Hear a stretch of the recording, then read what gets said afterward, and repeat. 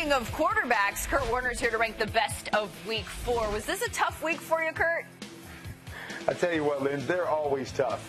There's always good performances. Trying to pick out 5 is never easy, but I've got a soft place in my heart for those much-aligned quarterbacks. So number 5 on my list, I'm going with Brian Hoyer, a guy that a lot of people didn't think would resurface and have an opportunity. Filling in for Jay Cutler, only 8 incompletions, 300 yards, 2 touchdowns, getting the win over the Lions. Just happy for this guy that he got another chance and he was able to perform extremely well. And he might get another one. Will he keep that job in Chicago? That's the question moving forward. Okay, so we've got some more options for you here if you're playing along at home. Who do you like for number 4? Well, number 4, Lynn, is the guy you talked to just the other day, and Derek Carr. He goes on the road and gets another win on the road. 4 touchdowns, 0 interceptions. Not a lot of big yards, but he's taking care of the football, and he's making money throws when it counts. Is that he's brought his team back a number of times to win late in games. Really like the way this offense is gelling and the way he's playing. I tell you what, it's never a good thing when you talk to an NFL quarterback the day after he's played in an NFL game and you look more banged up than he does. That O-line protecting him really well. How about number 3? Number 3 is Russell Wilson. Here's a guy that had a bad ankle, then hurts his knee. A lot of people were questioning whether he was going to play or not.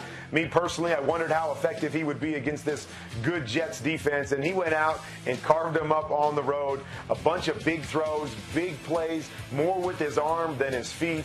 Really impressed with the way he played again. Another 300-yard game, 3 touchdowns. I just thought he was really impressive in the environment and coming off the injury that he had. The guy's like a robot. He's not sleeping at all. Clearly doesn't need whims that work. It's weird. How about number 2?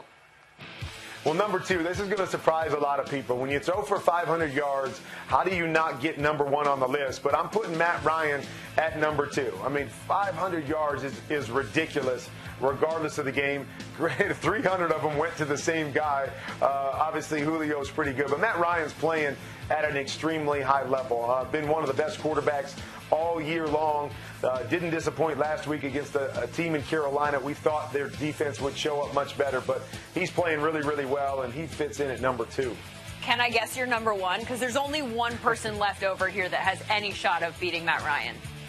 Ben Roethlisberger? You're probably right. It's Big Ben. And now, here's the thing. He didn't have as many yards, maybe not quite as impressive as a 500-yard performance, but anytime a quarterback throws as many touchdowns as they do incompletions, they are going to be number 1 on the list. You don't understand how hard that is, and especially if you're watching the highlights here, the nature of the throws that he made. They weren't just a bunch of checkdowns and short throws. He was chucking the ball down the field, making big throws, and as I said, 5 touchdowns, only 5 incompletions. That is hard to do even out in the backyard and in 7-on-7. So Big Ben, I know, surprising to many, gets number 1 on my list. Okay, so Ben Roethlisberger, Matt Ryan, Russell Wilson, Derek Carr, Brian Hoyer. That's your top 5. Let's see if that vibes with what the fans said this week.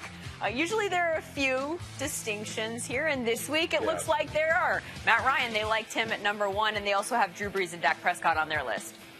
Okay, so number 1 through 3, we had the same 3. I can understand Matt Ryan, 500 yards, number 1, no doubt.